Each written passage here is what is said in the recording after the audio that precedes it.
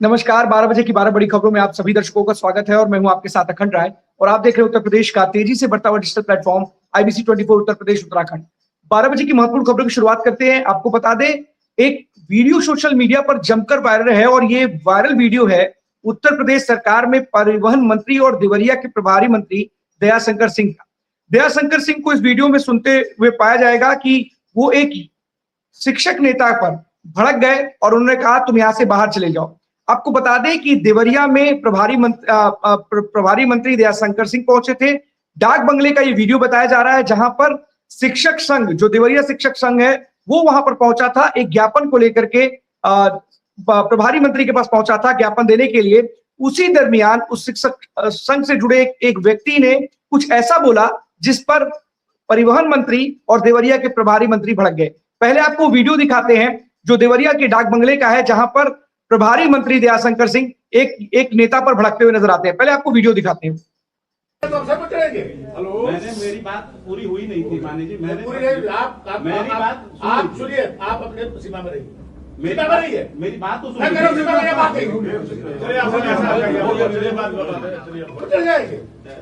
अवसर दिया जाएगा, आपकी बात सुन रहे हैं तो अवसर पर चढ़ेंगे। हेलो, मेरी बात पूरी हुई नहीं थी मानी जी।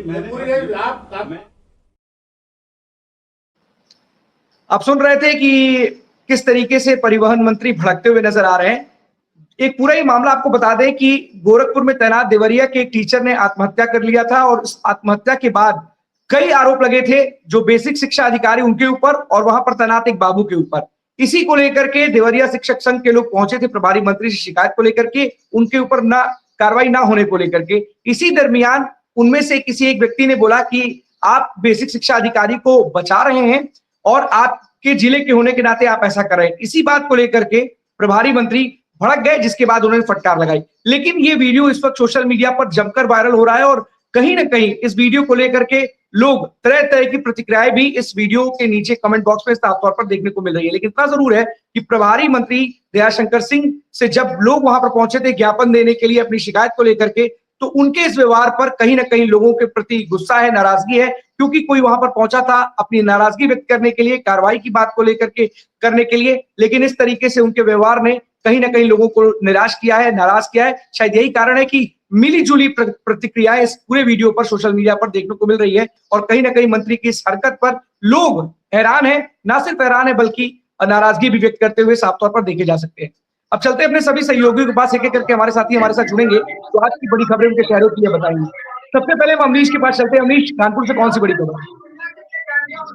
देखिए, आपको बता दें कि जिस तरीके से लगातार जो है ठगी के मामले साफ तौर पर सामने आ रहे हैं, उसी कड़ी में साफ तौर पर एक कानपुर का भी एक ऐसा मामला जो बड़ा नाम जो एक विदेश से जुड़ा हुआ जो है नाम जो एक मार्क जुकरबर्ग जो फेसबुक के संस्थापक है, उनके द्वारा जो है कहीं ना कहीं ये आरोप लगाया गया है।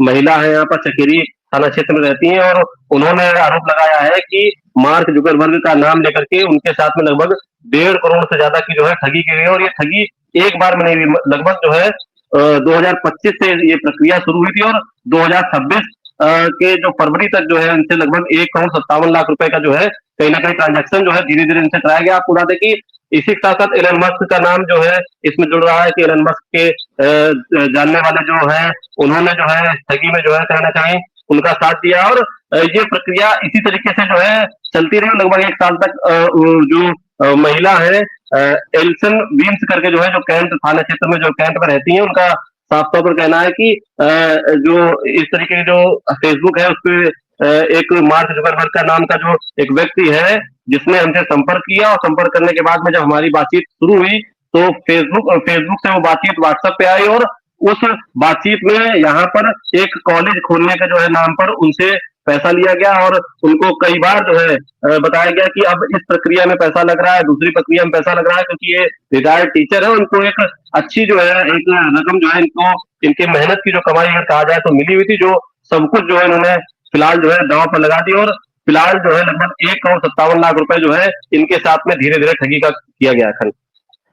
अब इस सबसे बड़ी बात है कि ये आप सोचिए कि अगर पढ़े लिखे शिक्षक इस तरीके से ठगी के जाल में फंसेंगे, और थोड़ा सोचने वाली बात है कि कोई आम ठगी करने वाला व्यक्ति होता जो फोन कॉल पर बात करता या फिर किसी दूसरी तरीके से ठगता तो समझ में आता, लेकिन किसी एक शिक्षक को जो खुद बच्चों को शिक्षा देता है वो अगर इस तरीके से फेसबुक के संस्थापक बनकर के कोई उसे ठगी कर रहा है, उसे स्कूल खोलने के नाम पर पैसे की डिमांड कर रहा है, तो क्या उनके मन में विचार नहीं आया कि इतनी बड़ी कंपनी को जो चला रहा है, जो लाखों करोड़ रुपए लोगों को देता है, वो हमसे पैसे मांगेगा स्कूल चलाने के लिए।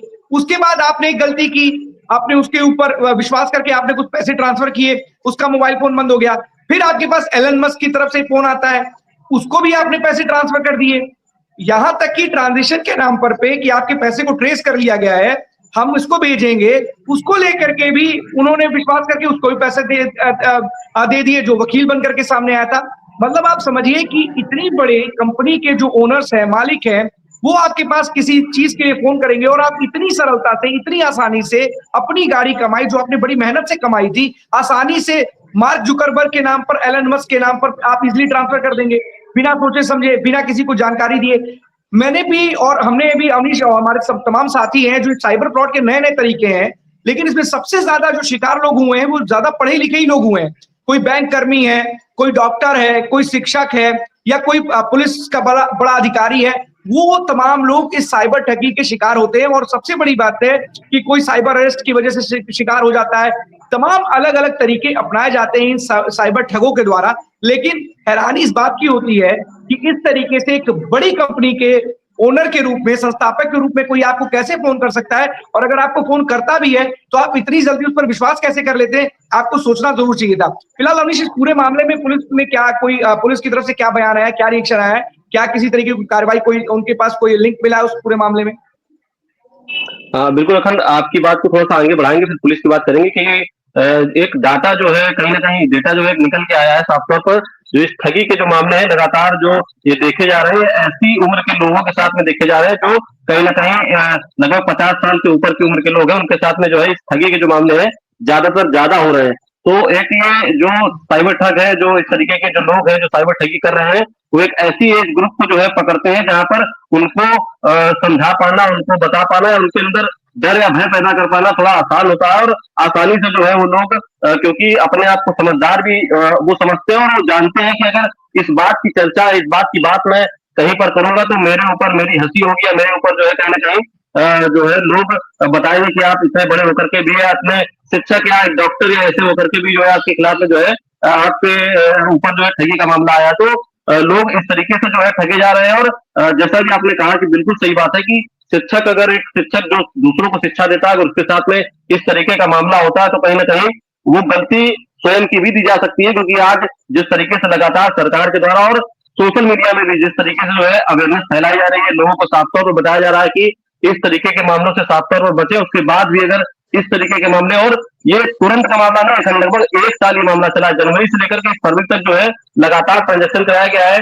कहीं पुलिस जो है बनकर के पैसा लिया जा रहा है, कहीं वकील बनकर के पैसा लिया जा रहा है, और लगातार जो है पैसे की जो है डिमांड की जा रही है, और आप पैसे देते जा रहे हैं। तो उसमें कहीं ना कहीं आपकी भी गलती है, और इसको लेकर के कहीं ना कहीं समझदारी साफ तौर पर सभी को दिखानी चाहिए। और IBC 24 अपील भी करता है कि इस तरीके के जो मामले, इस तरीके के जो फोन कॉल्स आते हैं, उनसे साफ तौर पर बचा जाए। दूसरा, चकेरी पुलिस ने जो है इनका मामला क्योंकि दर्ज किया, और कोर्ट के आदेश के अनुसार पैसे को जो रिलीज करने का जो जिन अकाउंटों में पैसा गया उनको फ्रीज करने का जो है काम किया गया, और आगे की जो कार्रवाई है वो फिलहाल की जा रही है।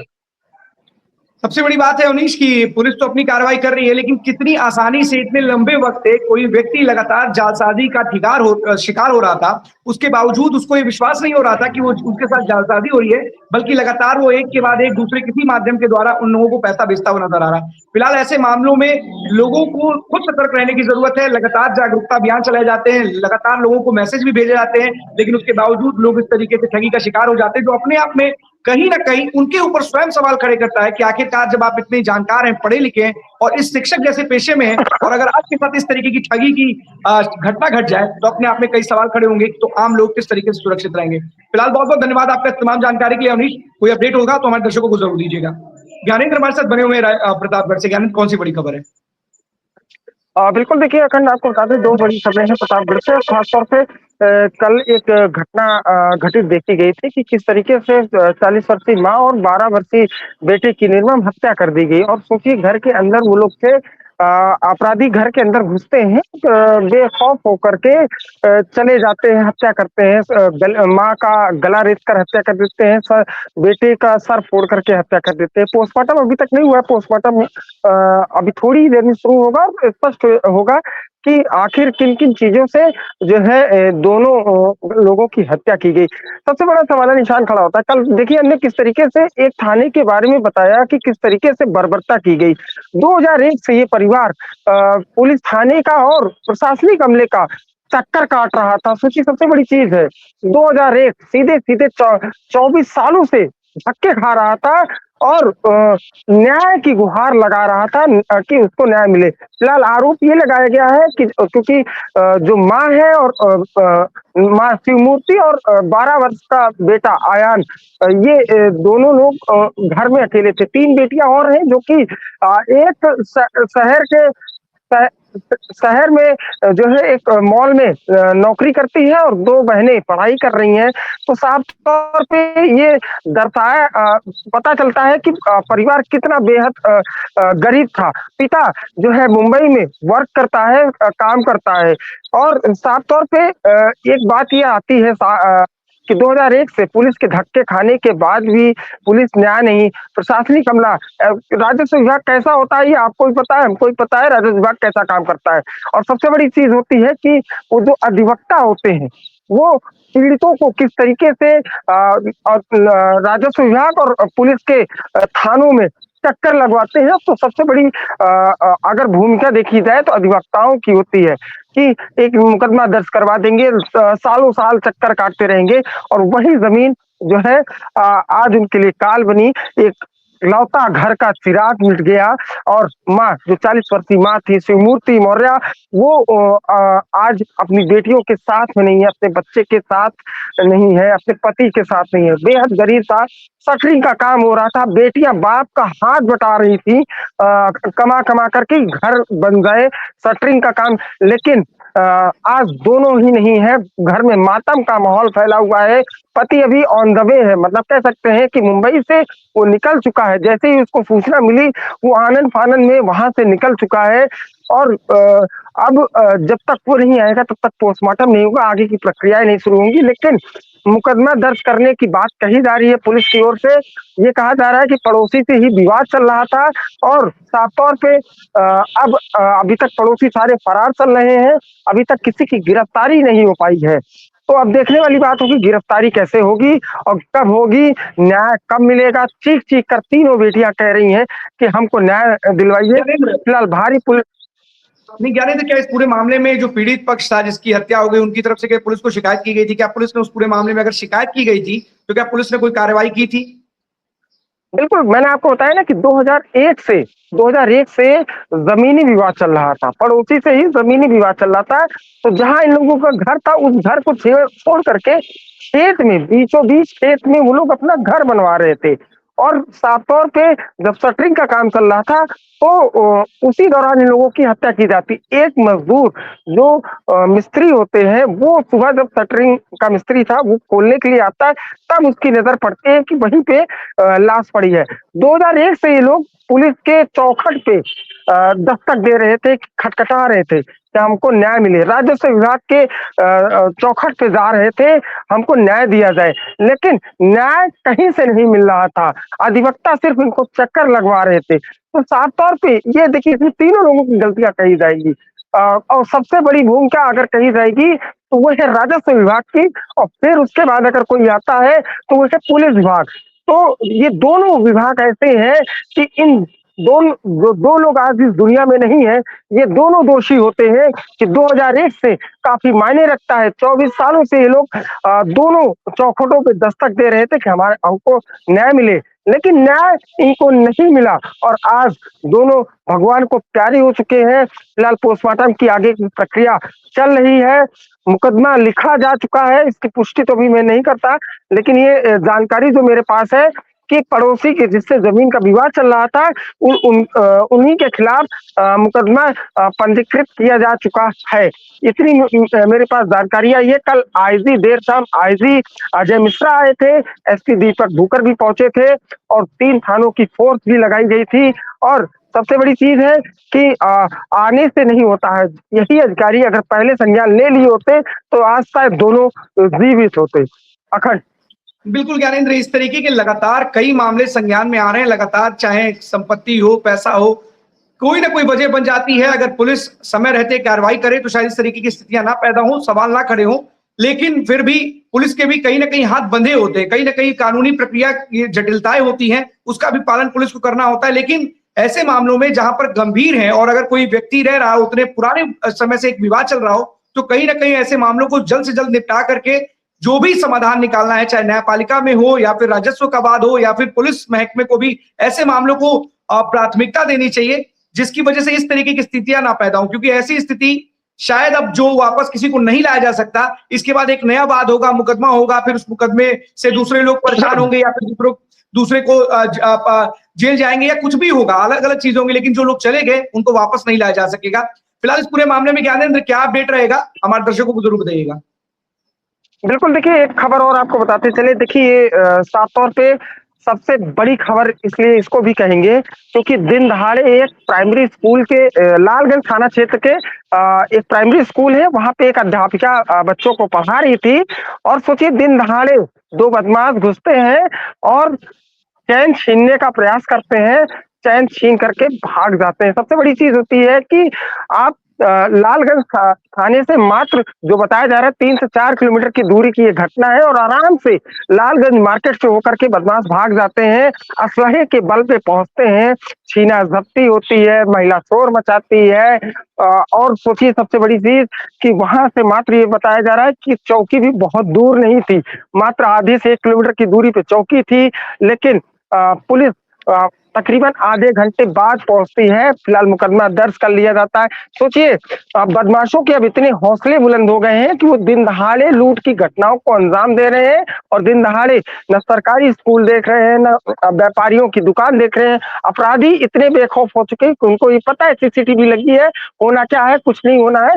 दिन दहाड़े घटना प्रतापगढ़ पुलिसिंग की खौफ इस समय फिर से धीरे धीरे कम होती नजर आ रही है। साफ तौर पे दिखाई दे रहा है कि किस तरीके से पुलिस क्या करती है। कन्हई थाने में उन्होंने क्या किया आधे घंटे का लोगों ने बताया और पीड़ित ने भी बताया और अब ये दर्शाता है कि प्रतापगढ़ पुलिसिंग किस ओर जा रही है। सीधे दिन दहाड़े लूट की घटनाओं को अंजाम दिया जा रहा है और लूट की घटनाओं का प्रयास किया जा रहा है। पुलिसिंग की खौफ पूरी तरीके से प्रतापगढ़ में साफ तौर पे खत्म होती नजर आ रही है। ये नजर आ रहा है कि प्रतापगढ़ की पुलिसिंग जो आज से ठीक 1 से 1.5 साल पहले थी कि बदमाश अगर कोई घटना को अंजाम देने का प्रयास भी करता था तो वो अपना अंजाम सोचता था कि इसके बाद हमारा अंजाम क्या। एक सही बात आप कह रहे हैं कि पुलिस के खौफ होना चाहिए और कई जगहों पर दिखाई भी देता है। ऐसा नहीं कि कुछ जगहों पर नहीं दिखाई देता, बहुत सी जगहों पर दिखाई देता है। लेकिन फिर वही बात है कि एक छोटे से रंग के लिए एक को इतनी प्रताड़ना दी जाती है कि उतना परेशान हो जाता है।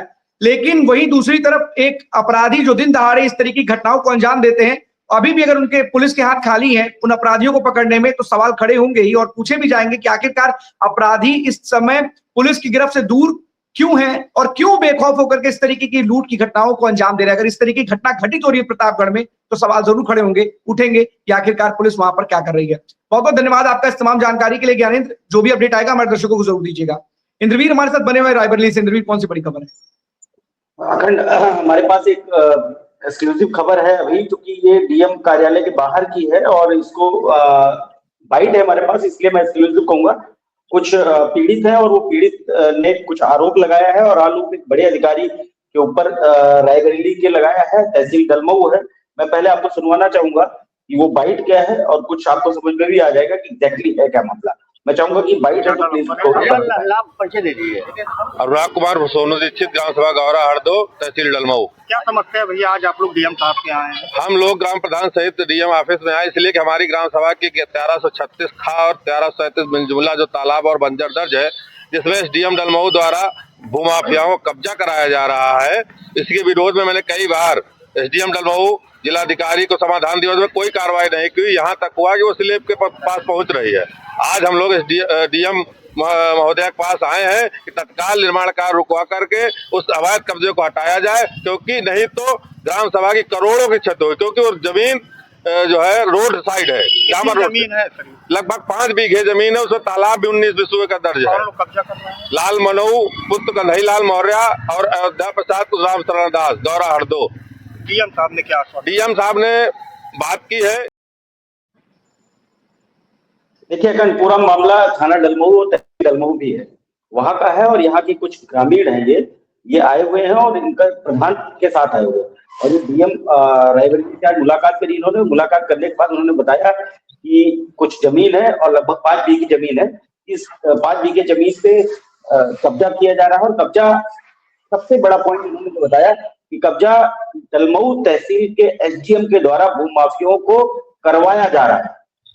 और इससे पहले भी इसी शख्स ने ये कुछ दिन पहले आवाज उठाई थी, इसमें एसडीएम डलमऊ ने 151 के तहत इनके ऊपर कार्रवाई करी थी। अब इसका IBC 24 और मैं खुद या हमारा चैनल इसका पुष्टि नहीं करता कि जमीन कौन है क्या है, लेकिन जिस तरीके से आज इन्होंने डीएम से, जो जिले का सबसे बड़ा अधिकारी है, उससे मिली और शिकायत करी है, तो इस मामले में कुछ ना कुछ तो होगा जरूर।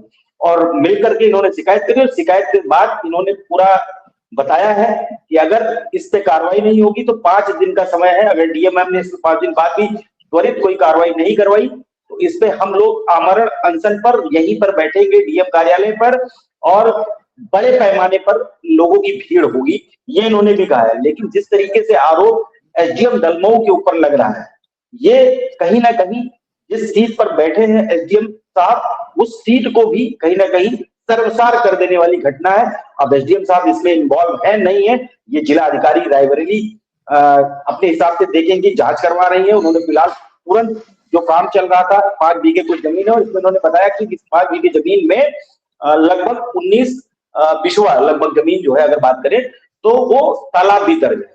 अब अगर ऐसा सरकारी जमीन का कब्जा हो रहा है और जहां पर राजस्व की बात आती है वहां पर अगर ये तमाम सारी चीजें हैं तो ये सरासर गलत है। अब ये जांच का विषय है कि इसमें एसडीएम साहब हैं या भूमाफिया हैं। इन्होंने कुछ भूमाफियों के नाम भी बताए, लेकिन कुछ ऐसे मामले, मैं फिर कहूंगा गांव में कुछ ऐसे मामले होते हैं जो आरोप और प्रत्यारोप के ऊपर डिपेंड करता है। और खासकर हमने देखा है कि अब जिस तरीके से नजदीकी आ रहा है, चाहे वो पंचायत चुनाव हो, तो पंचायत चुनाव को लेकर के अब छोटे मोटे मामले और इस तरीके से बड़े मामले भी जमीन के लेकर के हर जिले में देखने को मिल रहे हैं। और यही एक ऐसे मामले हैं जो जमीन के मामले से लेकर के छोटा विवाद शुरू होता है, बाद में एक बड़े विवाद में तब्दील हो जाता है। जी इंद्रवीर, एक गंभीर मामला है क्योंकि प्रशासनिक अमले के ऊपर सवाल खड़े हुए हैं। तो इस प्रशासनिक अमले को लेकर के अभी जो भी लोग थे जिन्होंने ज्ञापन भी सौंपा है, 5 दिन का अल्टीमेटम भी दिया है, उसके बाद आमरण अनशन की बात कर रहे हैं, तो इस पूरे मामले पर क्या एसडीएम डलमऊ से आपकी बात हुई, उनसे बातचीत हुई, क्या उनकी तरफ से क्या सफाई दी गई इस पूरे मामले में? देखिए एसडीएम डलमऊ से कोई मतलब ही नहीं रह गया, क्योंकि जब अगर डीएम आखंड में आप बिल्कुल सही कह रहे हैं, उनसे बात करनी चाहिए, लेकिन एसडीएम डलमऊ से कोई मतलब नहीं रहा क्योंकि डीएम के पास आए हैं। तो इस मामले पे डीएम से IBC 24 बात करेगा एग्जैक्टली मामला है क्या और वर्जन भी दिया जाएगा। डीएम तो इस मामले में जांच के आदेश देते हैं, क्या करते हैं वो अलग विषय है, लेकिन क्या इस तरीके के आरोप अगर एसडीएम डलमऊ के ऊपर लगे हैं तो उनका भी रिएक्शन तो जरूर होगा ना, क्योंकि एक प्रशासनिक अमले के वो भी अधिकारी हैं, जिम्मेदार अधिकारी हैं, और उनके ऊपर इस तरीके का भूमाफियाओं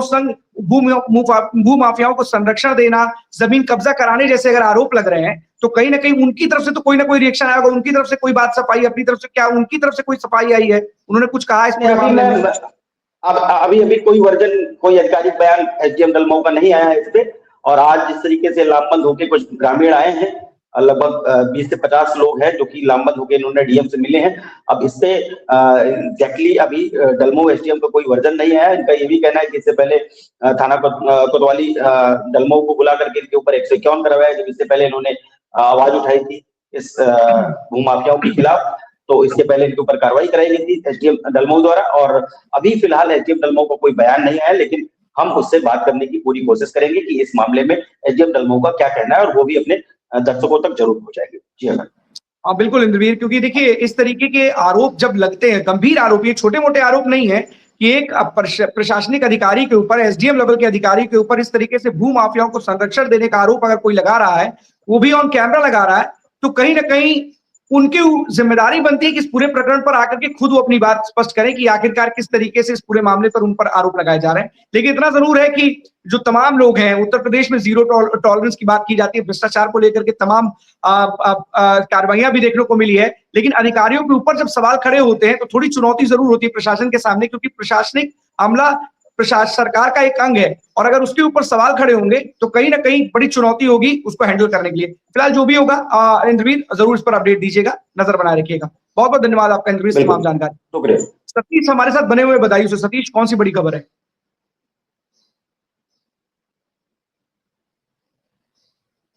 जी बताइए सतीश, मैं आपको बताना चाहूंगा कि जो जी बदायूं के जो मिर्जाजा थाना क्षेत्र था, वहां पर जो एक अभी कुछ समय पहले FCCL प्लांट में डबल मर्डर का जो मामला आया था, जैसे दो अधिकारियों की मृत्यु मतलब मौत के घाट उतारा गया था।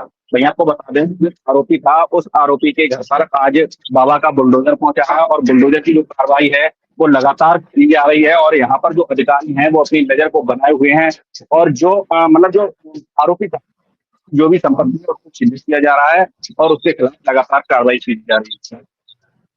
सतीश, संपत्ति में दुकानों की बात की जा रही थी, दुकानों पे बुलडोजर चल रहा है या घर पर भी बुलडोजर चल रहा है? क्या जानकारी हमारे दर्शक जानना चाहेंगे, जरा थोड़ा विस्तार से बताइएगा, क्योंकि जिस तरीके से बदायूं में डबल मर्डर हुआ था, HPCL के बड़े अधिकारियों की गोली मारकर हत्या कर दी गई थी, आरोपी पहले ही पुलिस की गिरफ्त में है, उसका भी एनकाउंटर हुआ, उसके दोनों पैर में गोली लगी, उसके ऊपर जिस तरीके से उसके बाद कार्रवाई हो रही है, विस्तार से समझाइएगा कि क्या वो जगह है, उसकी कौन से संपत्ति पर इस वक्त बुलडोजर चल रहा है, क्योंकि बड़ा ही दबंग प्रवृत्ति का व्यक्ति बताया जाता है वहां पर। गांव के भी लोग बताते हैं बड़ा ही दबंगई गांव में भी करता था।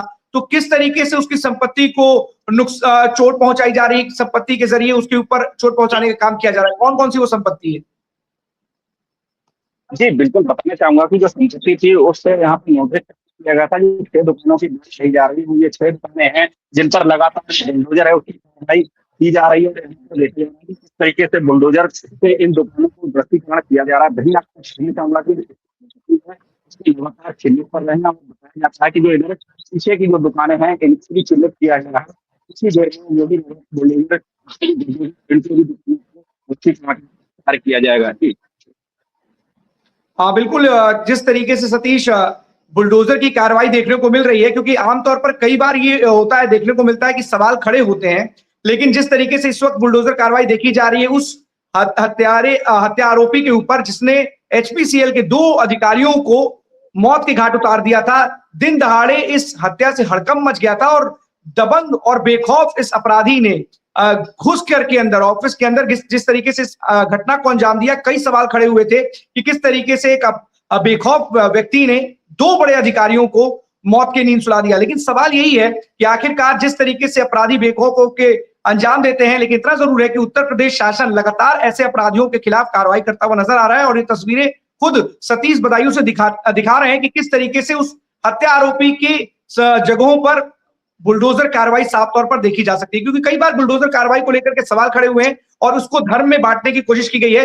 लेकिन साफ तौर पर कई ऐसे मामले हैं, चाहे वो विकास दुबे का प्रकरण हो या फिर जी यहाँ पर जो बदायूं में हो रहा है वहां पर हो, सब जगह पर देखने को मिला है कि कहीं ना कहीं जो बुलडोजर की कार्रवाई है किसी एक जगह तक सीमित नहीं है। जो भी अपराध करेगा, जो अपराध को अंजाम देगा, उसके खिलाफ भी लगातार इस तरह की कार्रवाई होगी। उसके मनोबल को तोड़ने के लिए जो भी जरूर कदम प्रशासन ने सरकार को उठाने होंगे वो उठाता हुआ नजर आएगा। फिलहाल बहुत बहुत धन्यवाद आपका सतीश, तमाम जानकारी के लिए। नजर बनाए रखिएगा, अगर कोई अपडेट आता तो हमारे दर्शकों को जरूर दीजिएगा। आपको बता दें बरेली से भी एक ऐसी खबर है जहां पर एक दामाद ने अपने सास और साले की पंचायत में निर्मम हत्या कर दी थी, चाकू मार करके हत्या कर दी थी और अपनी पत्नी को भी घायल कर दिया था। उस हत्यारे का भी पुलिस ने एनकाउंटर कर दिया है।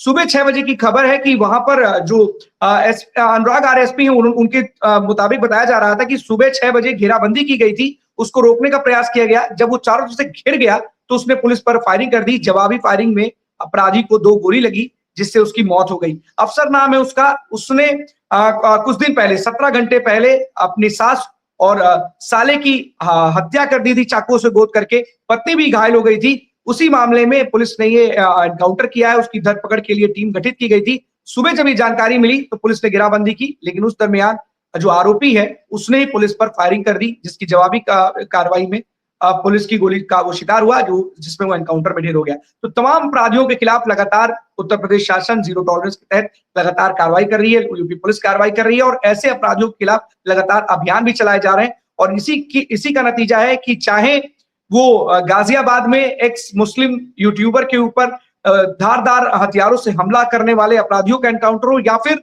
अपने ही परिवार के लोगों की हत्या करने वाले लोग हों, उनके एनकाउंटर की बात हो, या फिर एसपीसीएल अधिकारी की जो निर्मम हत्या की गई वो वाली घटना हो, इन सभी के एनकाउंटर्स लगातार जारी हैं। इन अपराधियों की धरपकड़ के लिए टीमें लगाई जाती है, गठित की जाती हैं। इसी का नतीजा है कि ये आरोपी पुलिस की गिरफ्त में है या फिर एनकाउंटर में ढेर हो चुके हैं। तो 12 बजे 12 बड़ी खबरों में आज के लिए बस इतना ही। कल हम आपके सामने फिर से होंगे हाजिर, तब तक के लिए दीजिए हमें इजाजत। धन्यवाद।